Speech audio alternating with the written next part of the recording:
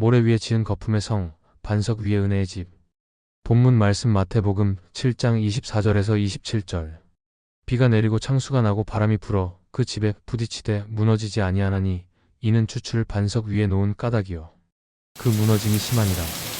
1. 우리가 서 있는 모래의 실체, 부동산과 부채의 신기루. 예수님 시대의 모래가 지형적인 불안정함이었다면 오늘날의 모래는 부채로 쌓아 올린 자산의 거품입니다. 가짜 안도감 집값이 오를 때는 그 집이 나를 지켜줄 성벽처럼 보입니다. 하지만 내 돈이 아닌 빚으로 세운 성은 시장의 논리에 따라 언제든 휩쓸려 갈 수 있는 모래바닥과 같습니다.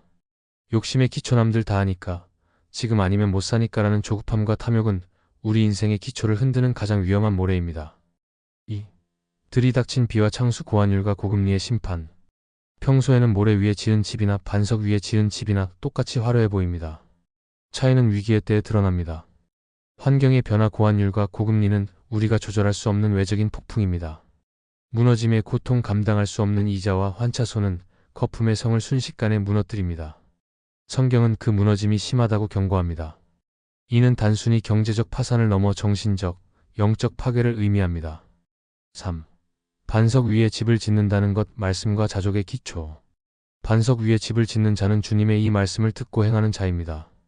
말씀의 경제학 세상은 빚내서 투자하라고 하지만 말씀은 자족하라고 하십니다. 세상은 소유가 생명이라 하지만 말씀은 사람의 생명이 그 소유의 넉넉함에 있지 않다고 하십니다.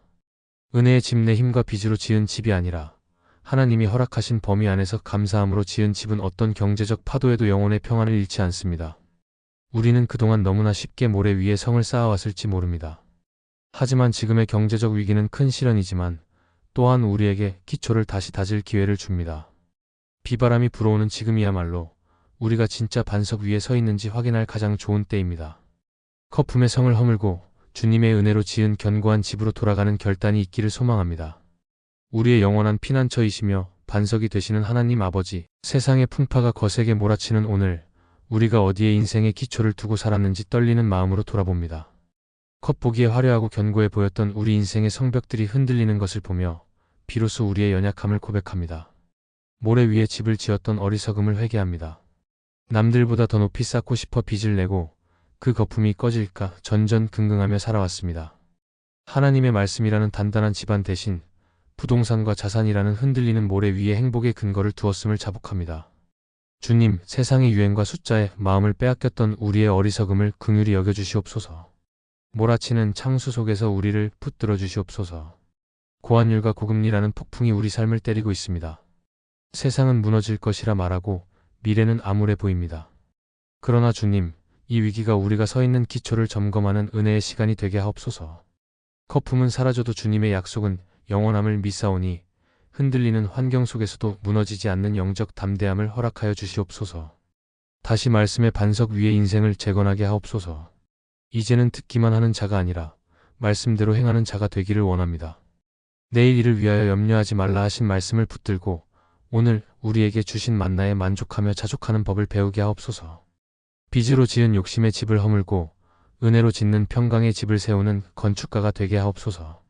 영원한 처소를 예비하신 주님을 바라보게 하옵소서. 이 땅의 등기부등본보다 하늘나라 생명책에 기록된 우리의 이름을 더 기뻐하게 하옵소서.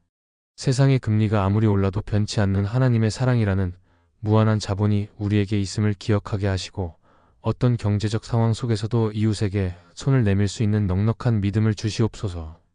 폭풍 속에서도 잠잠하라 명하시는 예수 그리스도의 이름으로 기도드립니다. 아멘.